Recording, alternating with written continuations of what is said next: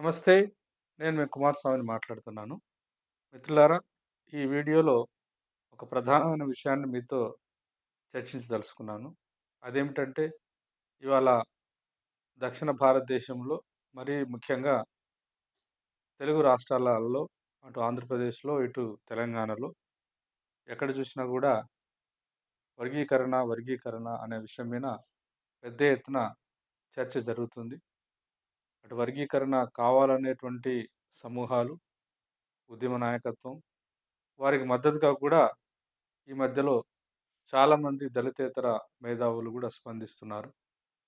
అయితే వర్గీకరణ జరగాలి అనేటువంటి వాదన ఎంత బలంగా వస్తుందో, ఇవాళ ఉమ్మడి ఆంధ్రప్రదేశ్ విడిపోయి హై తెలంగాణ రాష్ట్రంగా మరియు ఆంధ్రప్రదేశ్ రాష్ట్రంగా 2 రాష్ట్రాలుగా విభజించబడిన ఈ తరుణంలో, ఒకవేళ షెడ్యూల్ కులాలకు కేటాయించబడ్డటువంటి రిజర్వేషన్‌ల పంపిణీ ఎలా జరగాలి అనే దాని మీద పెద్దగా క్లారిటీ 2 వైపుల నుంచి వచ్చినట్టు మనకు కనబడట్లేదు. మరి ముఖ్యంగా ఒకవేళ తెలంగాణ రాష్ట్రానికే పరిమితమై మాట్లాడుకున్నా, లేదా ఆంధ్రప్రదేశ్ ఇప్పుడున్న ఆంధ్రప్రదేశ్ రాష్ట్రానికి పరిమితమై మాట్లాడుకున్నా, లేదా దేశవ్యాప్తంగానైనా ఆగస్టు 1 తారీఖు 2024లో సుప్రీంకోర్టు ఇచ్చినటువంటి జడ్జిమెంట్‌కు అనుగుణంగా వర్గీకరణ ఎలా జరపాలి? ఒకవేళ వర్గీకరణ చేస్తే రిజర్వేషన్‌లో పునఃపంపిణీ ప్రక్రియను ప్రారంభిస్తే అనుసరించవలసినటువంటి న్యాయపరమైనటువంటి అంశాలేమిటి? మానవతా కోణంలో నుంచి దానికి పరిష్కార మార్గం ఎలా వెతకాలి?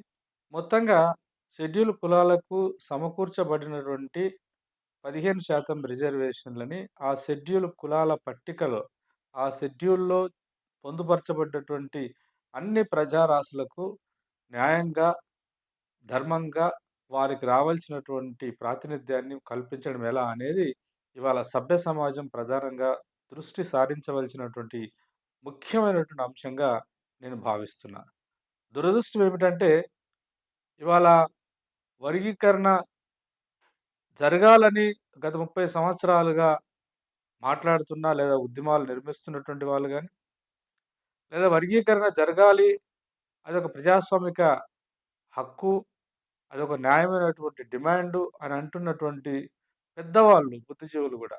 వాస్తవానికి గత కాలంలో అనేక ఉన్నత స్థాయిల్లో పనిచేసినటువంటి బ్యూరోక్రాట్స్ గావచ్చు, ఒక 50 సంవత్సరాల పైచిలుకు అనేక సామాజిక ఉద్యమాలను నిర్మించిన వాళ్ళు, ఉద్యమాలను నడిపిన వాళ్ళు, అటు పర హక్కుల సంఘాల వాళ్ళు, మానవ హక్కుల సంఘాల వాళ్ళు, మొత్తంగా ప్రజాస్వామిక దృక్పథంతో నుంచి ఆలోచిస్తున్నటువంటి వాళ్ళు కూడా, జరగాలి అనేటువంటి విషయాన్ని ఎంత బలంగా వాదిస్తున్నారో, ఎలా జరగాలి అనే దాని మీద మాత్రము ఒక స్పష్టమైన నిర్ణయానికి రాలేకపోవడం వలన, లేదా ఇలా జరగాలని చెప్తే ఎక్కడ మనము అటు మాదిగలకు, ఇటు మాలలకు మనం దూరమైపోతాం అనేటువంటి ఒక సందిగ్ధం కారణాలేమైనప్పటికీ, వారు గూడా అంత స్పష్టంగా మాటల రూపంలో గాని, రాతల రూపంలో గాని సుప్రీంకోర్టు జడ్జిమెంట్ వచ్చిన తర్వాత అట్లా స్పందించినట్టయితే పెద్దగా ఎక్కడ కనబడట్లేదు.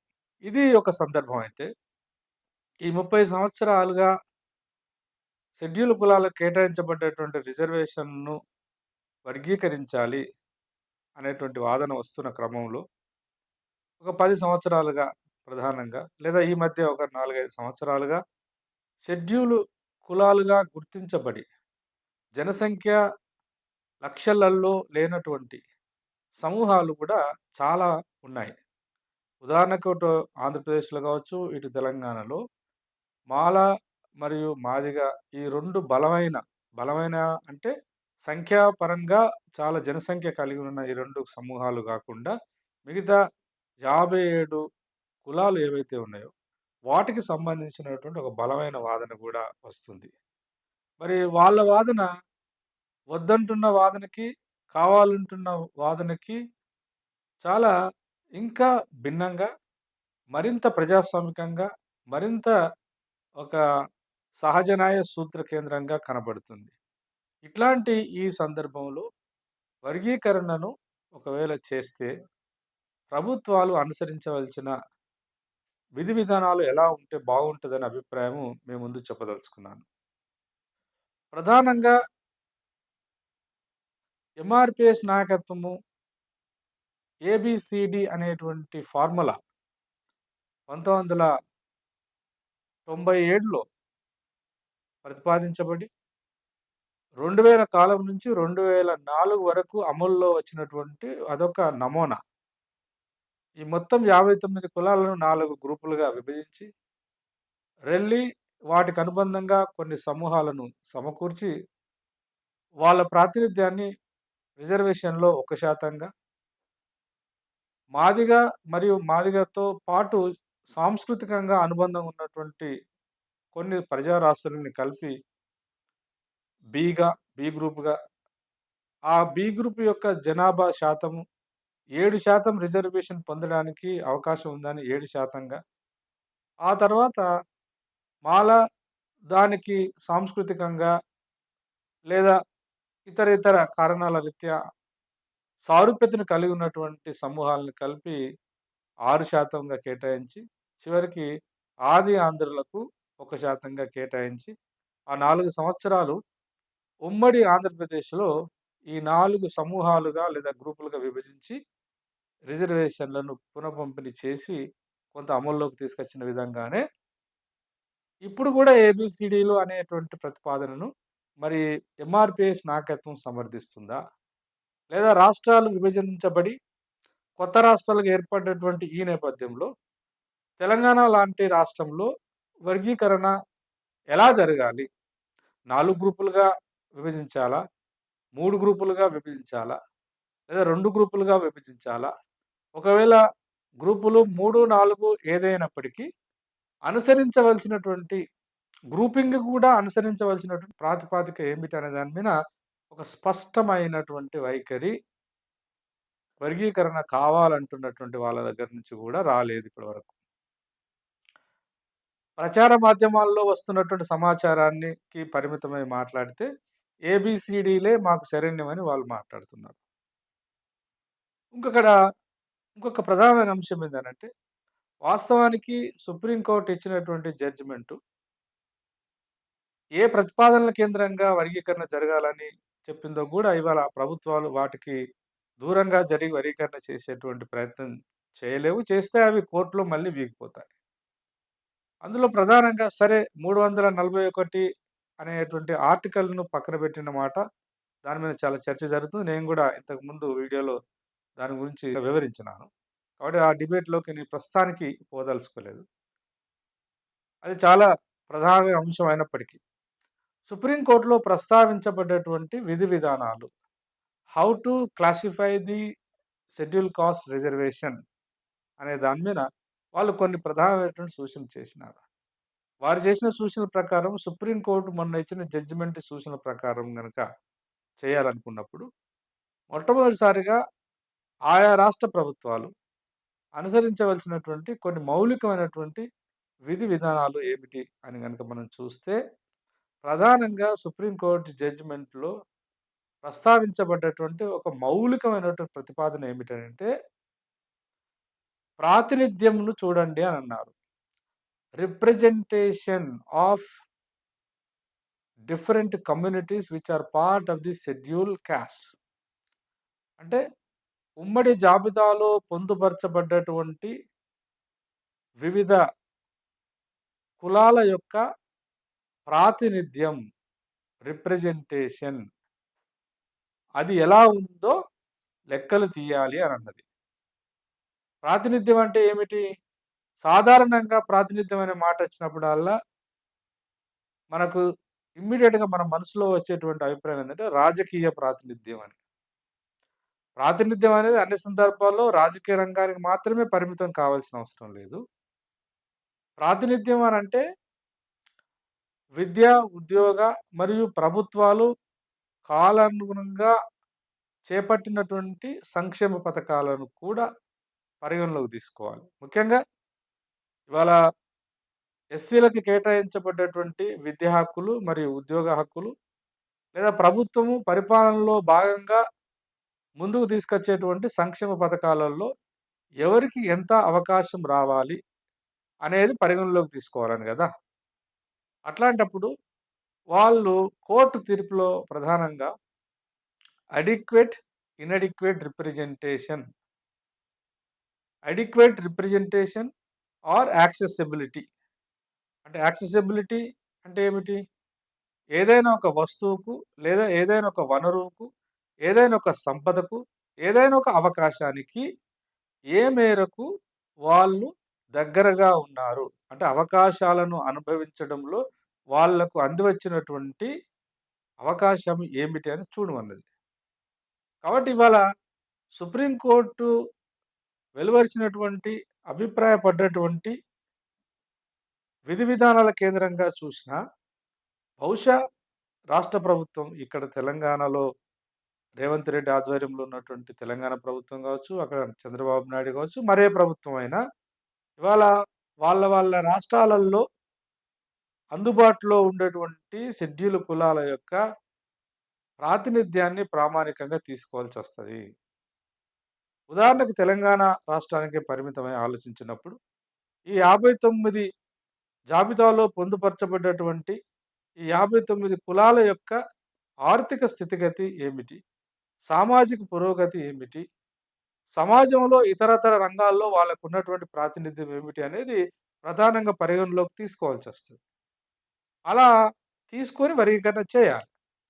అయితే బలంగా ఇప్పుడు రేపు ఒకవేళ ఈ మధ్య కాలంలో తీర్పొచ్చిన తర్వాత, ఇటు ముఖ్యంగా తెలుగు రాష్ట్రాల్లో జరుగుతున్నటువంటి ఎంఆర్‌పీఎస్ ఆధ్వర్యంలో జరుగుతున్నటువంటి ఒక ఒత్తిడి కారణంగా, దానికి ప్రభావితమై గనక ఇట్లాంటి విషయాలను పరిగణలోకి తీసుకోకుండా ఒకవేళ వర్గీకరణ చేస్తే, అటు వర్గీకరణ కావాలనుకుంటున్న వాళ్ళకి గాని, లేదా వర్గీకరణ చేసి శాశ్వతమైన పరిష్కారం పలుకుదామని ఆలోచిస్తున్నటువంటి ఆలోచన గూడా మళ్ళీ న్యాయపరంగా చిక్కులొచ్చే అవకాశం ఉన్నట్టు మనకు కనబడుతుంది.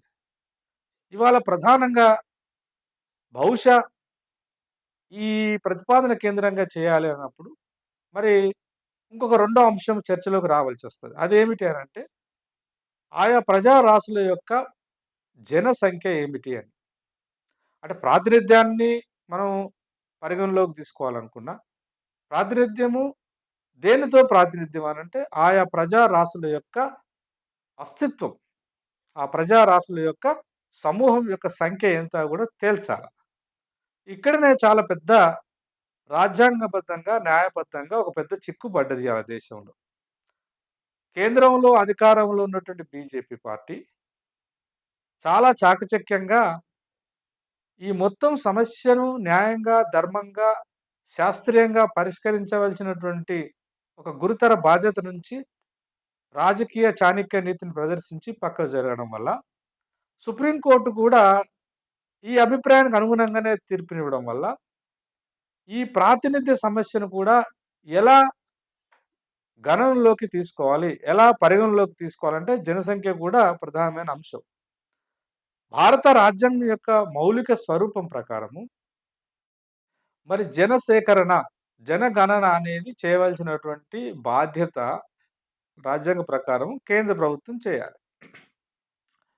మనకు 2011 తర్వాత ప్రతి 10 సంవత్సరాలకు జనగణన జరుగుతది. జనగణనే కాకుండా జనగణనలో భాగంగా షెడ్యూల్ కులాల యొక్క, షెడ్యూల్ ట్రైబ్స్ యొక్క, ఇండివిడ్యువల్ కమ్యూనిటీ యొక్క జనసంఖ్యను కూడా తీస్తారు. 2011 తర్వాత 2021లో ఆ పని జరిగేదుండే. అప్పుడు కరోనా ఉండడం ద్వారా కావచ్చు, సిద్ధాంతపరంగానే ఈ దేశంలో ఉన్నటువంటి కుల వ్యవస్థను గుర్తించడానికి పెద్దగా సుముఖంగా లేనటువంటి బీజేపీ పార్టీ కరోనా యొక్క కారణం చెప్పి జనగణన, కులగణన చేయలేదు.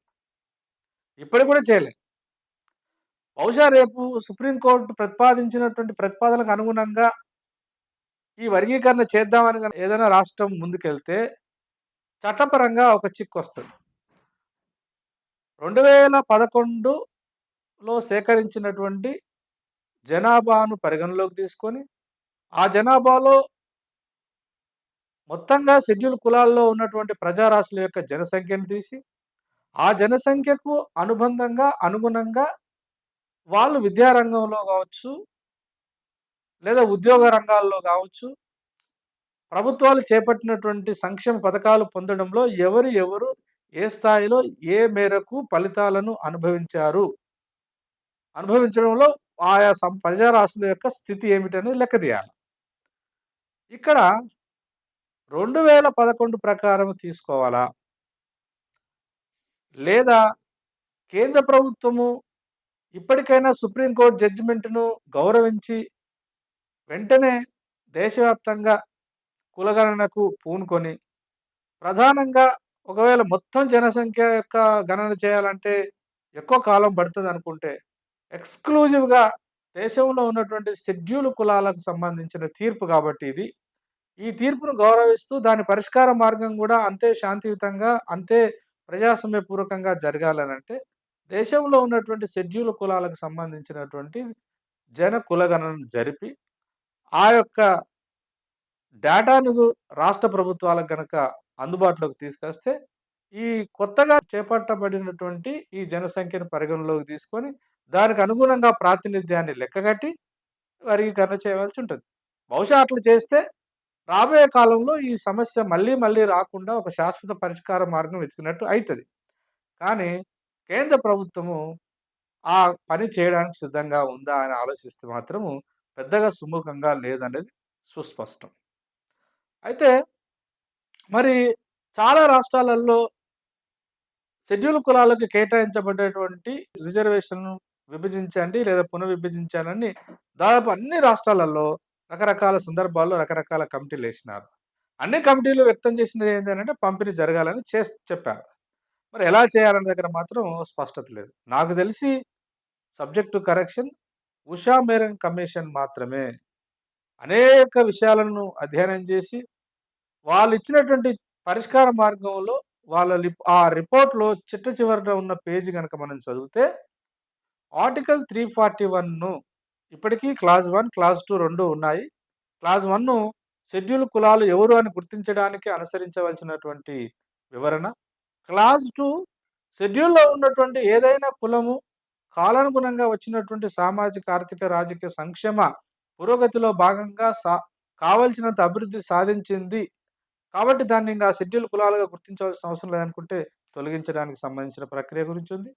ఈ 2 ప్రక్రియలు కాకుండా అదనంగా భారత రాజ్యాంగాన్ని భారత రాజ్యాంగాన్ని అమెండ్మెంట్ చేసి సవరించి ఆర్టికల్ 341కు అదనంగా క్లాజ్ 3ని గనక చేర్చి పార్లమెంటు స్థాయిలో దీని మీద ఒక నిర్ణయం తీసుకొచ్చి అటు పార్లమెంటు దేశవ్యాప్తంగా కూడా ఒక చట్టం తీసుకురావచ్చు. లేదా పార్లమెంట్ ద్వారా ఒక కొత్తగా క్లాజు చేర్చి ఈ పునఃపంపిణీకి లేదా వర్గీకరణకు అవకాశం కల్పిస్తూ రాజ్యాంగబద్ధంగా చట్టబద్ధతను కల్పించాలి. అలా కల్పిస్తే ఈ సమస్యకు పరిష్కార మార్గము న్యాయబద్ధంగా సులభతరమైతదని చెప్పింది. మరి ఆ పరిగణనలో ఆ వాదన పెద్దగా మళ్ళీ ఇప్పుడు చర్చలోకి రాకుండా అటు కావాలంటున్న వాళ్ళు కూడా జాగ్రత్త పడుతున్నారు. ఏదేమైనప్పటికీ 2011 లెక్కలు గనక తీసుకొని గనక చేస్తే ప్రధానంగా ఎవరికి నష్టం అనంటే, ఇటు మాలలు, మాదిగలు కాకుండా ఉన్నటువంటి ఇతర షెడ్యూల్ కులాల ప్రజారాశులకే తీవ్రమైన అన్యాయం జరిగే ఆస్కారం ఉంది.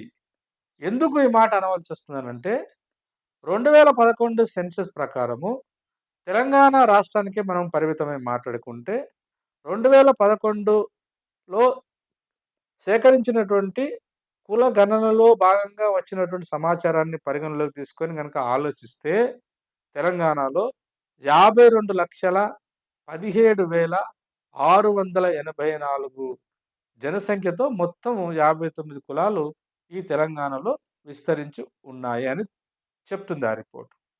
మరి దాంట్లో ఒకవేళ పాత నమూనా అయినటువంటి ఏబీసీడీల నమూనానే ఇక్కడ మనం ఇప్పుడు రేపు జరగబోయే చట్టంలో వాటిని యాజ్ ఇట్ ఈస్‌గా తీసుకుంటే ఎలా ఉంటది అని గనక ఆలోచించిస్తే రెల్లి, రెల్లి దానికి అనుగుణంగా లేదా దానితో సమానంగా సాంస్కృతికంగా, సాంఘికంగా అనుబంధం ఉన్న కులాలనన్నీ కలిపి చూస్తే గూడా వాళ్ళ జనసంఖ్య ఈ తెలంగాణ రాష్ట్రంలో 13,452 మాత్రమే జనసంఖ్య. అంటే మొత్తంగా 52,17,684లో దాని పర్సెంటేజ్ దాని శాతం ఎంత అంటే 0.25 మాత్రమే ఉంది. ఈ 0.25% జనాభా కలిగిన రెల్లి సమూహానికి ఇప్పటికిప్పుడు అందుబాటులో ఉన్న 15% రిజర్వేషన్‌లలో వాళ్ళ శాతం ఎంత వస్తది అని గనక మనం 15% వాళ్ళ జనసంఖ్యను గనక డివైడ్ చేసి చూస్తే 0.03 మాత్రమే వాళ్ళకి ప్రాతినిధ్యం వచ్చే అవకాశం ఉంది. కేవలం జనసంఖ్యను మాత్రమే పరిగణలోకి తీసుకుంటే, ప్రాతినిధ్యాన్ని కాదిక్కడ. మరి సుప్రీం కోర్ట్ ఏం చెప్పింది జడ్జిమెంట్‌లో ప్రధానంగా? ప్రాతినిధ్యమే ప్రామాణికం అని అన్నది. ఆ రకంగా ఆలోచించినప్పుడు మరి 0.03 మాత్రమే వాళ్ళకి అవకాశం వచ్చేటట్టుంది. ఈ 0.03 అనేది నాట్ ఈవెన్ 0.5 జనరల్‌గా గణిత శాస్త్ర ప్రకారము, స్టాటిస్టిక్స్ ప్రకారము మోర్ దెన్ 0.5 ఉంటే that can be consider as a 1% at least. కానీ 0.5% కూడా లేకుండా వాళ్ళ ప్రాతినిధ్యం ఉన్నప్పుడు ఇది మరి పరిష్కార మార్గం చూయించినట్టా? లేదా మొత్తంగానే వాళ్ళను నష్టానికి లేదా వాళ్ళకి అన్యాయం చేసినట్టా అనేది ఇవాళ వర్గీకరణ కావాలి అంటున్న వాళ్ళు, వర్గీకరణ కావాలని కొట్లాడుతున్న వాళ్ళు, వర్గీకరణ జరిగితే అది న్యాయమైంది అంటున్న వాళ్ళు కొంత మనసు పెట్టి ఆలోచించవలసినటువంటి ఒక పెద్ద సమస్య ఇది. అట్లాగే మాదిగ మరియు మాదిగ సమూహంలో భాగంగా ఆహ్, ఏదైతే జస్టిస్ రామచంద్రరాజు సూచించినటువంటి సమూహాలన్నీ కలిపితే మాదిగ యొక్క పర్సెంటేజీ మొత్తం 52,17,648లో 34,06,708 ఉంది. దాని పర్సెంటేజ్ వచ్చేసి 65% ఉంది. ఈ 65% మనం 15%లో భాగంగా చూస్తే ఎగ్జాక్ట్‌గా వారికి వచ్చేటువంటి ఈ యొక్క దీని పరిగణలోకి తీసుకుంటే 7.79 రమారమి 10% మాదిగలు, మాదిగ సమూహంలో భాగంగా వచ్చేటువంటి సమూహాలందరికీ వర్తిస్తాయి. మాలలకి సంబంధించి గనక చూస్తే ఆ లెక్కల ప్రకారము 18,00,000 జనాభా ఉంది. ఈ 18,00,000 జనాభాకు పర్సెంటేజ్ గనక తీసుకుంటే 36% అనుకోండి. ఈ 36%కి కేటాయించబడ్డ రిజర్వేషన్‌లో 5.7% అంటే ఒక 6% వరకు. మిగిలిన ఆది ఆంధ్రులు అనేటువంటి కూడా ఒక సమూహం ఉంది. ఈ ఆది ఆంధ్రుల యొక్క జనాభా 6,716 దాని యొక్క శాతము జనాభాలో 0.12 అయితే వాళ్లకు రిజర్వేషన్‌లో వచ్చేటువంటి శాతము కూడా రమారమి అంతే శాతం వస్తుంది. ఇది ఒకవేళ 2011 జనగణనను పరిగణలోకి తీసుకొని, కుల గణనను పరిగణలోకి తీసుకొని తెలంగాణలో ఉన్నటువంటి షెడ్యూల్ కులాలకు ఏబీసీడీ అనే నమూనాను పాటించి గనక చేస్తే, గతంలో రామచంద్రరాజు కమిషన్ ఇచ్చినటువంటి నమూనాను గనక అనుసరించి చేస్తే, రేపు బహుశా ఈ లెక్కల ప్రకారం చూస్తే పర్సెంటేజ్ అటు మాదిగలకు 10%, మాలలకు ఒక 5%, 5.7 మిగిలినటువంటి 1%లో 6% రెల్లిలకు, 6% ఆది ఆంధ్రులకు ఇవ్వాల్సి వస్తుంది. ఈ 6%లను మరి రోస్టర్ పాయింట్ గనక అప్లై చేసి చూస్తే అంటే 100 రోస్టర్ పాయింట్ అంటే 100 పాయింట్ రోస్టర్ పాయింట్ అని అంటారు. ఎంప్లాయ్‌మెంట్‌లో గాని, ఈవెన్ విద్యా అవకాశాలు కల్పించడంలో గాని. చూస్తే అది ఎలా పరిష్కరించాలనేటువంటిది ఇయాల న్యాయ కోవిదులు లేదంటే బుద్ధిజీవులు దానికైనా పరిష్కార మార్గం ఇస్తారా అనేది కూడా నాకైతే అనుమానమే. ఇప్పుడు ఇదొక ప్రతిపాదన. ఇప్పుడు మామూలుగా అయితే నాకు అర్థమైనంత వరకు ఎంఆర్‌పీఎస్ నాయకత్వం మాట్లాడుతుంది ఏబీసీల వర్గీకరణ అనేది జరగాలని. కానీ ఎలా జరగాలంటే మరి ఒకవేళ వాళ్ళన్నట్టు ఈ ప్రకారం గనుక జరిగితే, గతంలో ప్రస్తావించిన ఈ నమూనా ప్రకారం జరిగితే నష్టం ఎవరికి జరుగుతుంది అంటే నేను ఇందాకే ప్రస్తావించినట్టు మాలలకు, మాదిగలకు పెద్దగా నష్టం జరగకుండా మాల, మాదిగేతర దళిత సమూహాలకు అసలు ప్రాతినిధ్యమే లేకుండా పోతది. కాబట్టి సుప్రీంకోర్టులో ప్రస్తావించినటువంటి ఆ సుప్రీంకోర్టు తీర్పులో ప్రస్తావించిన అంశం ఏందంటే adequate representation and inadequate representation. ఈ చాలినంత ప్రాతినిధ్యము, చాలినంత ప్రాతినిధ్యం ఉందా లేదా? ఒక సమూహం యొక్క జనసంఖ్యకు చాలినంత ప్రాతినిధ్యం ఉందా లేదా చూడాలని అన్నది. ఈ చాలినంత ప్రాతినిధ్యం ఉందా లేదో చూడాలి అనేది ఏ ఏ రకంగా చూడాలి అనంటే రిలయబుల్ డాటా అని అన్నది. రిలయబుల్ డాటా అంటే ఏమిటి? ఎవరో వ్యక్తులు లేదా బయట సివిల్ సొసైటీ, పౌర సమాజంలో ఉన్న సంస్థలు, సంఘాలు, వ్యక్తులు, సమూహాలు మాట్లాడింది రిలయబుల్ డాటా కాకపోవచ్చు. రాజ్యమే స్వతహాగా తన యంత్రాంగాన్ని వాడుకొని, తనకున్నటువంటి తన రాజ్యంలో భాగంగా ఉన్నటువంటి కార్యనిర్వాహక శాఖలో పనిచేసేటువంటి బ్యూరోక్రసీని వాడుకొని లెక్కలు తీయడము రిలయబుల్ డాటా అని అర్థం. కాబట్టి ఇవాళ రాష్ట్ర ప్రభుత్వము చేయాలా? మరి కేంద్ర ప్రభుత్వం ఆ పని చేయాలంటే రాజ్యాంగబద్ధ ప్రకారము కేంద్రమే చేయాలి. కేంద్రం చేయలేదు. సరే, ఇక్కడ జరుగుతున్నటువంటి పరిణామాలు, ఇక్కడ ఉన్నటువంటి వేడి వేడి రాజకీయ ఒత్తిడిలో భాగంగా రేవంత్ రెడ్డి గారు కులగణన ప్రారంభం చేసినారు. ఇప్పుడు ఆ కులగణనలో భాగంగా ఒకవేళ దాన్ని కులగణన అనట్లేదు. టెక్నికల్‌గా అట్లా అంటే ప్రమాదం కాబట్టి సోషియో ఎకనామిక్ సర్వే అని అంటున్నారు. ఏదేమైనప్పటికీ ఆ లెక్కలు వచ్చే అవకాశం ఉంది. మరి ఆ లెక్కలను అనుగుణంగా ఆ లెక్కలను ప్రాతిపదిక చేసుకొని ఒకవేళ దీన్ని వర్గీకరణ చేస్తే అది చట్టబద్ధంగా చెల్లుతుందా లేదా అంటే ఇప్పటికిప్పుడు రాజ్యాంగానికి ఉన్నటువంటి మౌలిక స్వరూపం రీత్యా అది మళ్ళీ న్యాయపరమైన చిక్కుల్లోకి పోయే ఆస్కారమే ఉంది. అయితే ఇవాళ ఇదొక ఈ ఈ వాదన ఎంతవరకు న్యాయమైంది అనంటే, నా మేరకు ఇది సరి అయినటువంటి ప్రజాస్వామిక ప్రతిపాదన కాదు. అటు సుప్రీంకోర్టు చెప్పింది గూడా. అందుకని పదే పదే బహుశా ముఖ్యంగా కృష్ణ మాదిగ లాంటి వాళ్ళు లేదా ఇతరులు మాట్లాడుతుందేందనంటే, మేమెంతో మాకంత వాటా రావాలి అంటున్నారు. న్యాయంగా అయితే అది న్యాయమైనటువంటి ప్రతిపాదనే. కానీ మేమెంతో మాకంతా వాటా అంటే, ఆ వాటా తక్కువ ఉన్నప్పుడు మేమెంతో మా వాటా అంత రావాలనడంలో న్యాయం ఉంది తప్ప, నీ వాటాకు మించి ఒకవేళ ప్రాతినిధ్యాన్ని వహించడంలో, పొందడంలో మనం గనక ముందుంటే, అప్పుడు అనుసరించవలసిన ఇంకొక ప్రత్యామ్నాయ మార్గం ఏందో గూడా ఆలోచించాలి. మాలా, మాదిగలు ఇద్దరు మా జనసంఖ్య ఇంత ఉంది కాబట్టి మాకింత రావాలి అని గనక వాదన చేసుకుంటా పోతే, మరి సుప్రీంకోర్టు ఇచ్చినటువంటి తీర్పుకు విలువేమిటి? సుప్రీంకోర్టు తీర్పులో ఇప్పటివరకు ప్రాతినిధ్యంలో ఎవరెక్కడున్నారో చూసి, ఇప్పటివరకు ప్రాతినిధ్యంలో తక్కువ ప్రాతినిధ్యం పొందిన వాళ్ళకు అవకాశాలియ్యమన్నది. కాబట్టి ప్రాతినిధ్య ప్రామాణికంగా గనక ప్రాతినిధ్యమే వర్గీకరణకు ఒక ప్రమాణంగా, ఒక ప్రతిపాదక గనక నిలబడితే, మాలా, మాదిగేతర సమూహాల యొక్క ప్రాతినిధ్యం ఎక్కడ గూడా ఆశించినంత లేదు.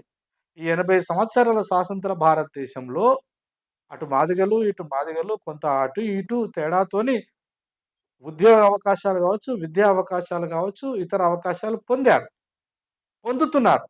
కానీ ఇతర సమూహాలకు అవకాశము వాళ్ళ జనసంఖ్య కాదు గదా! మొత్తంగా వాళ్ళకి చాలా నష్టమే జరిగింది. ఎక్కడన్నా ఒకటి, అర సమూహాల నుంచి వచ్చిన వాళ్ళు ఎదగవచ్చు. కాబట్టి ఈ కాంటెక్స్ట్‌లో ఒక రెండో ప్రతిపాదన, దీనికంటే మెరుగైన వర్గీకరణ నమూనాను మనం ప్రతిపాదించవలసిన అవసరం ఉంది. ఆలోచించవలసిన అవసరం ఉందనేది మాత్రం నేను చెప్పగలుగుతాను. ఏమిటి ఆ ప్రతిపాదన? ఏం చేయవచ్చు? సుప్రీంకోర్టు ఇచ్చినటువంటి తీర్పులో భాగంగా వెలువరిచినటువంటి కొన్ని ప్రధానమైన పరికరాలను గనక మనం పరిగణలోకి తీసుకొని ఆలోచిస్తే పరిష్కారం దొరుకుతది. అయితే ఇక్కడ చాలా ధైర్యము, చాలా మానవతావాద దృక్పథంతో ఉంటే తప్ప అది సాధ్యం కాదు. అందుకనే ప్రపంచవ్యాప్తంగా ఇట్లాంటి సమస్యలు కేవలం భారతదేశంలో లేవు. ప్రపంచవ్యాప్తంగా అటు యూరోప్ కంట్రీలో గావచ్చు, ఆఫ్రికాలో గావచ్చు, మనుషులు ఈ భూమి మీద ఎక్కడున్నా ఈ సమస్య ఉంది. కాబట్టి ఇట్లాంటి సరే అది కులం రూపంలో లేకపోవచ్చు, మతం రూపంలో ఉండవచ్చు, భాషా రూపంలో ఉండవచ్చు, లేదా వైట్స్, బ్లాక్స్ అనే రూపంలో ఉండవచ్చు. రూపం ఏదైనా దాని యొక్క స్వభావం మాత్రం ఒకటే. అట్లాంటి సందర్భంలో ప్రపంచవ్యాప్తంగా అల్పసంఖ్యాక జాతుల యొక్క హక్కుల మీద చాలా పనిచేస్తున్న వాళ్ళ దాంట్లో మనకు ప్రధానంగా కెనడియన్ ఫిలాసఫరు చెప్పినటువంటి అభిప్రాయం ఇక్కడేమైనా అప్లికేబుల్ అయితదో గూడా మనం ఆలోచించాలి. విల్ కిమ్లిక అతని పేరు. విల్ కిమ్లిక అల్పసంఖ్యాకులకు అల్పసంఖ్యాకులంటే జనాభా పరంగా గావచ్చు, భాష పరంగా గావచ్చు, కుల పరంగా గావచ్చు, జాతి పరంగా గావచ్చు, లేదా స్త్రీ పురుష వ్యత్యాసంలో గావచ్చు, ఏ రకంగా చూసుకున్నా అల్పసంఖ్యాకులు అంటే తక్కువ సంఖ్యను కలిగి ఉన్నటువంటి ప్రజారాశులకు న్యాయం చేయడం ఎలా? అవకాశాలు కల్పించడం ఎలా? అనే దాని మీద చాలా విస్తృతమైన అధ్యయనం చేసినారు వాళ్ళు. ఆయన వెలువరిచినటువంటి అభిప్రాయం ప్రకారం చూసుకున్నట్టయితే, మొత్తంగా ఒక అవమానాలకు గురైనటువంటి, నిరాకరణకు గురైనటువంటి ప్రజారాశులన్నీ ఒక సమూహంగా ఏర్పడి, ఆ నిరాకరణకు గురి చేస్తున్న ప్రజారాశులతోని పోరాటాలు చేసినప్పుడు ఒక ఉమ్మడి అస్తిత్వం వస్తది. ఎట్లయితే భారతదేశంలో విడివిడిగా ఉన్నటువంటి అంటరాని జాతులన్నీ కలిసి ఒక షెడ్యూల్ కులాలుగా ఎమర్జ్ అయిన పద్ధతి ఏదైతుందో ఆ రకంగా. ఎదిగిన తర్వాత కొన్ని హక్కులు సాధించుకున్నాక, ఆ హక్కులను పంచుకునేటప్పుడు మాత్రము ఇంటర్నల్ రిస్ట్రిక్టెడ్ రైట్స్ అన్నాడాయన. ఎక్స్టర్నల్ ప్రొటెక్షన్ రైట్స్ అంటే ఒక బాధ్యత సమూహము మొత్తం సమాజంతో కొట్లాడినప్పుడు రాజ్యం వాళ్ళకు రక్షణ కల్పించేటువంటి దాన్ని పద్ధతిని ఆయన ఎక్స్టర్నల్ ప్రొటెక్షన్ రైట్స్ అన్నాడు. హక్కులు సాధించుకున్న తర్వాత హక్కులను ఎలా పునః పంపిణీ చేసుకోవాలనే దగ్గర మాత్రం ఇంటర్నల్ రిస్ట్రిక్షన్ రైట్స్ అని ప్రపోజల్ చేసినాడు. అంటే దాన్ని గనక భారతదేశానికి గనక అన్వయించుకొని చూస్తుంటే 15% కేటాయించబడ్డటువంటి ఈ హక్కులను, ఈ అవకాశాలను పునఃపంపిణీ చేసుకోవడంలో ఆ సమూహంలోనే ఎదిగొచ్చినటువంటి ప్రజారాశులు మళ్ళీ ప్రాతినిధ్యాన్ని జనాభా కేంద్రంగా ప్రతిపాదన చేయకూడదు అనేది అందులో అంతఃసూత్రంగా ఉన్నటువంటి అర్థం. మేమెంతనో, మా జనాభా ఎంతనో మాకంత ప్రాతినిధ్యం రావాలని కాదిక్కడ. నీ జనసంఖ్య పెద్దగానే ఉండవచ్చు. కానీ గడిచిన కొంతకాలంలో నీ జనసంఖ్యకు కొంచెం అటు ఇటుగా నువ్వు అవకాశాలు పొందుతున్నప్పుడు, నీ జనసంఖ్య పంపకానికి ప్రాతిపదిక కాకూడదు. అటు మాలలైనా, ఇటు మాదిగలైనా ఆలోచించాలి. ఏం గావాలి? ఇప్పటిదాకా ప్రాతినిధ్యం లేని వాళ్ళకి ప్రాతినిధ్యం ఎలా కల్పించడము? కాబట్టి 2011 సెన్సస్ ప్రకారం గనక ముందు పెట్టుకుంటే, అటు ఈ మాల, మాదిగేతర సమూహాలకు న్యాయం జరగదు గాబట్టి, అవసరం అనుకుంటే అందరం కలిసి కేంద్ర ప్రభుత్వం మీద ఒత్తిడి తీసుకురావాలి. ఇయాల ఎంఆర్‌పీఎస్ మాలల మీద చేస్తున్నటువంటి పోరాటం ఏదైతే ఉందో, రోజు రోజుకో పోరాటం చేస్తున్నారు గదా! రోజు రోజుకు ప్రజాక్షేత్రంలో నిలబడి మాకు అన్యాయం జరిగింది అంటున్నారు గదా! అన్యాయం జరిగిన మాట వాస్తవమే. కానీ అన్యాయాన్ని పరిష్కార మార్గం వచ్చేసరికి మధ్యలో ఆగిపోతున్నారు. కేంద్ర ప్రభుత్వాన్ని ఒక్క మాట అనట్లే.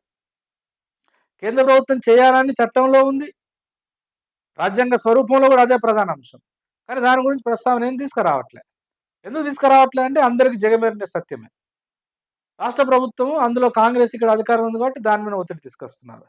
కాబట్టి సమస్య శాశ్వతంగా పరిష్కారం కావాలన్నప్పుడు, శాశ్వత పరిష్కారంలో భాగంగా ఆలోచించినప్పుడు యుద్ధం చేయడానికి ఎవరు బలమైన శత్రువో వాళ్ళ మీద యుద్ధం చేయకుండా, బలహీనుల మీద, తోటి సోదరుల మీద, తోటి అవమానాలు భరించిన వాళ్ళ మీద యుద్ధం చేయడంలో ఉన్న ఆంతర్యం ఏందో మరి నాయకత్వమే ఆలోచించాలి.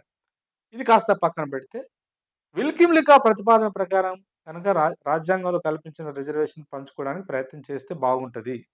అదేమిటంటే ఇంటర్నల్ రిస్ట్రిక్షన్ రైట్స్. ఉదాహరణకు దానికి మనం తెలంగాణకి అన్వయించుకొని చూస్తే, ఇవాళ మాలా మాదిగేతర సమూహాల యొక్క ప్రాతినిధ్యాన్ని తీయాలి. వాళ్ళు విద్యారంగంలో ఎక్కడున్నారు? ఉద్యోగ రంగంలో ఎక్కడున్నారు? ఇతర రంగాల్లో వాళ్ళు ఎక్కడున్నారు? వాళ్ళకున్న జనసంఖ్యతో కాదు, ఆ ఉన్న జనసంఖ్యకు అనుగుణంగా గూడా వాళ్ళ ప్రాతినిధ్యం లేనప్పుడు, ఇవాళ వర్గీకరణ యొక్క పునఃపంపిణీ నమూనా మరింత గంభీరంగా, మరింత విశాల దృక్పథంతో జరగవలసి ఉంటది. జనసంఖ్య ఆధారంగా కాకుండా, ప్రాతినిధ్య ఆధారంగా జరగవలసిన అవసరం ఉంటది. అందుకే ఇవాళ ఆ ప్రజారాశులు వాళ్ళు అడుగుతున్నారు. 70, 80 సంవత్సరాలుగా స్వాతంత్రం వచ్చినప్పటికీ మా ప్రాతినిధ్యం ఎక్కడ గూడా ఆశించినంత లేదు. మా ప్రాతినిధ్యమే కాదు, ప్రాతినిధ్యం సమస్య కాసేపు పక్కన పెట్టండి. మాకు కుల సర్టిఫికేట్ గూడా మాదైన కులం, మేము పుట్టి పెరిగినటువంటి మా కుల సర్టిఫికేట్ గూడా మాకు ప్రభుత్వాలు కల్పించట్లేదు. మాకు కుల ధృవీకరణ పత్రం కావాలంటే మేము ఆర్‌డీఓ దగ్గరికి పోవాలి. మాకు సాంస్కృతికంగా, వారసత్వంగా వచ్చిన మా సంపద పూర్తిగా ధ్వంసం అయిపోయింది. మా బతుకులు ఇవాళ బజార్‌లో పడ్డాయి. గ్రామం నుంచి తరిమివేస్తే పట్టణాల్లోకొచ్చేసి మురికి వాడలలో అనార్గనైజ్డ్ సెక్టార్‌లలో పనిచేస్తున్నాము. మా మా జీవన ఆధారమే ఒక అగమ్య గోచరంగా మారిపోయింది. మా అస్తిత్వమే ప్రమాదంలో పడిపోయింది. కాబట్టి మాకు ప్రాతినిధ్యం కల్పించడంలో ఇంకా ఇప్పుడున్న రాజకీయ దృక్పథం మరీ విశాలంగా ఆలోచించాలని వాళ్ళు అంటున్నారు. కాబట్టి ఆ ప్రతిపాదనలో భాగంగా ఆలోచించవలసిన అవసరం ఉంది. ఆ రకంగా ఆలోచించడానికి ఇరు వర్గాలు కూడా సమ్మతంగా ఉండాలనేటువంటిది నా ఒక ఒక ముఖ్యమైన ప్రతిపాదన. ఈ ప్రతిపాదనను అంగీకరించడానికి మరి రిజర్వేషన్‌లు పునఃపంపిణీ చేయాలని అంటున్న వాళ్ళు సిద్ధంగా ఉన్నారా? ఉదాహరణకు తెలంగాణకు పరిమితమై మాట్లాడితే, తెలంగాణ ఒక కొత్త రాష్ట్రంగా ఏర్పడ్డది. ఇప్పుడు రాష్ట్రమే ప్రతిపాదికగా తీసుకున్నప్పుడు, ఈ రాష్ట్రంలో 59 కులాలలో ఎవరు ఈ 10, 15 సంవత్సరాలుగా ఎవరు ఎక్కడున్నారో తేలాలి గదా! తేల్చే కార్యక్రమం ప్రభుత్వం చేపట్టింది గదా! సుప్రీం కోర్ట్ జడ్జిమెంట్ వచ్చిన రోజే నిండు సభలో, అసెంబ్లీలో ముఖ్యమంత్రి గారు ప్రకటించినారు. రాజకీయ ఒత్తిడి దానికి అనుగుణంగానే పెరిగింది. దాని ఫలితంగానే డాక్టర్ షమీం అఖ్తర్ గారి ఆధ్వర్యంలో ఒక కమిషన్ ఏసింది. సరిగ్గా ఈ రోజుకి అక్టోబర్ 12 నాడు అది నియమించబడ్డది. ప్రభుత్వం వాళ్ళకిచ్చిన టార్గెట్ ఏదంటే 2 నెలలలో 60 రోజులలో తెలంగాణ రాష్ట్రంలో ఉన్నటువంటి మొత్తం దళిత రాష్ట్రాల నుంచి, ప్రజా రాష్ట్రాల నుంచి రిప్రజెంటేషన్ తీసుకుంటారా? మీరే ఎంక్వైరీ చేస్తారా? మొత్తంగా ఒక కూలంకుషమైనటువంటి అధ్యయనం చేసి, ఈ వర్గీకరణ ఎలా చేయాలి? సుప్రీం కోర్ట్ ఇచ్చినటువంటి డైరెక్షన్‌లో భాగంగా ఎలా చేస్తే బాగుంటదో దాని మీద కొన్ని సలహాలు, సూచనలు, ప్రతిపాదనలు ఇవ్వమని అడిగింది. ఇవాటికి కరెక్ట్ 2 నెలలు కంప్లీట్ కాబోతుంది. ఒకవైపు కమిషన్ తన పని అది చేస్తుంది. ఇప్పటి వరకు స్పష్టంగా వర్గీకరణ కట్టుబడి ఉన్నామని రాష్ట్ర ప్రభుత్వం చెప్తుంది. దానికి అనుగుణంగా ప్రక్రియలు జరుగుతూనే ఉన్నాయి. మాలమానాడు రూపంలో కొన్ని సమూహాలు అవి పనిచేస్తుంటే వాటికి ఎక్కడ కూడా ప్రభుత్వం పెద్దగా ప్రాతినిధ్యం ఇచ్చినట్టయితే నాకు కనబడట్లేదు. వాళ్ళు ఒక మీటింగ్‌లు పెట్టారు. ఒక మీటింగ్, అర మీటింగ్ పెట్టారు. అయినా దాని ప్రభావం ప్రభుత్వం యొక్క నిర్ణయంలో పెద్దగా మార్పేం రాలే. అయినప్పటికీ ఈ ప్రాసెస్ జరుగుతుంది గదా! ఈ ప్రాసెస్ జరుగుతున్నప్పుడు రేపు వర్గీకరణ జరగాలి అనే దాని మీద మీ నమూనా ఏంటి? ఈ సందర్భంగా సూటిగా ఒక ప్రశ్న అడగదలుచుకున్నా కృష్ణన్నని. మీ నమూనా ఏమిటి? పాత నమూనేనా? కొత్త నమూనా ఏమైనా ఉందా? ఒకవేళ పాత నమూనా అయితే ఈ ప్రమాదం అయితే ఉంది. మరి దానికి మీరు సమ్మతమేనా? 30 సంవత్సరాలుగా మీరు కొట్లాడినటువంటి కొట్లాటకు మీరిచ్చే పరిష్కార మార్గం ఇదేనా? లేదు కొత్త నమూనా ఉంటే, ఆ కొత్త నమూనా ఏమిటి? సుప్రీం కోర్ట్ గైడ్‌లైన్స్ ప్రకారం మీరేమన్నా ముందుకొస్తారా? ఆలోచించండి. తర్వాత ఒకవైపు ఈ ప్రక్రియ మొత్తం గూడా అంటే చట్టాన్ని రూపొందించడానికి కావాల్సినటువంటి చట్టబద్ధమైన ప్రతిపాదనలు, ప్రాతిపదిక దాని పునాదిని తయారు చేస్తుంది ప్రభుత్వం. అయినా ఎక్కడ అవకాశం ఉంటే అక్కడ అటు రేవంత్ రెడ్డి గారిని, అటు కాంగ్రెస్ పార్టీని, కాంగ్రెస్ ప్రభుత్వాన్ని ఎక్కడ అవకాశం ఉంటే అక్కడ మొత్తంగా విమర్శ పాలు చేస్తున్నారు. మరి ముఖ్యంగా ఒక ఒక ఒక ప్రయత్నము జరుగుతున్నప్పుడు పనిచేస్తున్నటువంటి వ్యక్తుల మీద, సంస్థల మీద పరోక్షంగా ఒక తీవ్రమైనటువంటి ఒత్తిడికి గురి చేస్తున్నారు. ఒక ప్రక్రియ ప్రారంభమైనప్పుడు వాళ్ళకు కూడా ఆ ప్రక్రియను సవ్యంగా చేసేటువంటి వెసులుబాటు కలిగించాలి. అలా గాకుండా పదే పదే ఒత్తిడి తీసుకురావడము, జనసమూహాలను సమీకరించడము, ఈ రాజకీయ ఒత్తిడి ద్వారా పనిచేస్తున్నటువంటి వ్యవస్థలను, కమిషన్స్‌ను కూడా ప్రభావితం చేసే ప్రమాదం కూడా ఉంది. దానికి బెస్ట్ ఉదాహరణ భారతదేశ చరిత్రలో జస్టిస్ రామచంద్రరాజ్ కమిషన్. సరే ఆ విషయాన్ని నేను తర్వాత మాట్లాడతాను గానీ, కాబట్టి అలా గాకుండా పనిచేసే వాళ్ళకు కొంత స్టేట్ ఆఫ్ మైండ్‌ని, పీస్ ఆఫ్ మైండ్‌ని కల్పించవలసిన అవసరం ఉంది. తప్పకుండా వర్గీకరణ జరుగుతది. జరగాలి గూడా. కానీ జరిగే ప్రక్రియ గూడా సవ్యంగా, శాంతియుతంగా జరిగే అవకాశాన్ని కల్పించాలి. ఆ రెండో ప్రతిపాదన ఏమన్నుంటే దయచేసి మీరు ముందుకు తీసుకురావాలని, దాని మీద ఎక్కువ చర్చ జరగాలి. ఇప్పుడు ఠాగూర్ ఆడిటోరియంలో మీటింగ్ పెట్టినారు నిన్న. అంతకుముందు అనేక మీటింగ్‌లు పెట్టినారు. ఇప్పుడు మళ్ళీ 1,00,000 డప్పులు, 1000 గొంతుకలు. ఈ 1,00,000 డప్పులు మరి డప్పు అనేది కూడా చాలా గొప్ప ఆయుధం అది. దళిత జాతిలో ముఖ్యంగా మాదిగ జాతి సృష్టించినటువంటి కళా సంపదలో అదొక అత్యద్భుతమైనటువంటి సంపద. ఆ సంపద చావు డప్పు కొడతామని అంటున్నారు. చావు డప్పు ఎవరికి వ్యతిరేకంగా కొడతారు? ప్రభుత్వానికి వ్యతిరేకంగానా? ప్రభుత్వము మనం ఆశించినటువంటి పని చేయకపోతే మీరు నిరసన వ్యక్తం చేయవచ్చు చావు డప్పు కొట్టి. ప్రక్రియ ప్రారంభమైంది కదా! ప్రభుత్వాలు పదే ముఖ్యమంత్రి అయితే ఎక్కడ నేను వ్యతిరేకిగా ముద్ర పడతాననే ఆతృతలో భాగంగా ఎక్కడ అవకాశం ఉంటే అక్కడ ఆయన చెప్తూనే ఉన్నాడు. వి ఆర్ ఫర్ కేటగరైజేషన్ అని. అండ్ కేటగరైజేషన్ జరిగే ప్రక్రియ ఎలా ఉండాలో ఒక చట్టానికి అనుగుణంగా, చట్టబద్ధంగా ఎలా ఉండాలి, రాజ్యాంగ మౌలిక సూత్రాలకు అనుగుణంగా ఎలా ఉండాలి, సుప్రీంకోర్ట్ ఇచ్చిన తీర్పులకు అనుగుణంగా ఎలా ఉండాలో ఒక ప్రయత్నం వారు పెద్దలు డాక్టర్ షమ్మి అఖ్తర్ గారు పనిచేస్తున్నారు. లెక్కలు తీస్తున్నారు. అన్నీ కావాల్సినటువంటి మొత్తం సమాచారాన్ని సేకరిస్తున్నారు. మరి ఈ ఒత్తిడి దేని మీద? ప్రభుత్వానికి వ్యతిరేకంగా మేము ఒక ప్రదర్శన చేయబోతున్నాము ఫిబ్రవరి 7వ తారీఖు నాడు అని చెప్తున్నారా? లేదా మీ సోదర కులమైనటువంటి మాలలకు మాలలకు వ్యతిరేకంగా లేదా మాలల దగ్గర చావు డప్పు కొడుతున్నారా? ఒకవేళ మాలల మీదనే మీరు చావు డప్పు కొడితే అది సరి అయిందేనా? అంటే ఏంది చావు డప్పు అంటే అంటే శాశ్వతంగా ఈ భూప్రపంచం మీద మనిషి చనిపోయినప్పుడు గదా! భౌతికంగా మరణించినప్పుడు దుఃఖ దుఃఖంలో భాగంగా సాగనంపడంలో మనం చావు డప్పు కొడతాం. మరి నీ సోదర కమ్యూనిటీకే చావు డప్పు కొడతారా? అంటే వాళ్ళందరూ చనిపోవాలనా? ఏమిటి మీ ఆంతర్యం ఏమిటి?